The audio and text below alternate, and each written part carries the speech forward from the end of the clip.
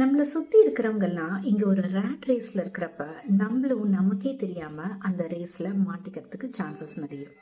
Like சின்ன பிள்ளையிலேயே ஸ்கூலில் ரேங்க்ஸு மார்க்ஸுன்னு படின்னு இப்போல்லாம் சிக்ஸ்த்துலேயே அந்த நீட் ஜேஇ கரிக்குலம்லாம் வந்து பசங்களை ப்ரெஷர் பண்ணிகிட்ருக்கோம்.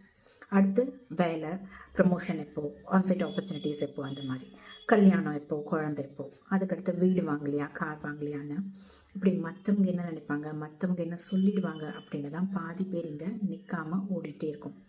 ஈவன் நம்மளோட எமோஷன்ஸை ஷேர் பண்ணுறப்ப கூட ஏன் இப்படி கம்ப்ளைண்ட் பண்ணுற, உன்னை விட இவ்வளோ மோசமான சுச்சுவேஷன்லலாம் எவ்வளோ பேர் இருக்காங்கன்னு அங்கே கூட ஒரு கம்பேரிசன் தான்.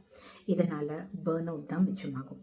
அந்த ரேஸ்லேருந்து கொஞ்சம் தள்ளி இருக்கலாமே, we can take breaks. நம்ம ரெஸ்ட் எடுக்கிறது doesn't mean we are lazy அப்படின்னு. அந்த ரேஸில் நம்ம பார்ட்டிசிபேட் பண்ணலைன்னா நம்ம அன்வர்தி ஆர் இன்கேப்பபிள்னு அர்த்தம் கிடையாது.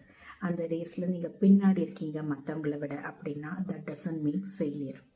ரியல் சக்ஸஸ் எதில் இருக்குது அப்படின்னா அந்த ரேஸில் ஜெயிக்கிறதுனால வர அந்த டெம்ப்ரவரி ஹாப்பினஸில் இல்லை, நம்மளோட மன நிறைவு அந்த கண்டென்ட்மெண்ட்டில் தான் இருக்குது.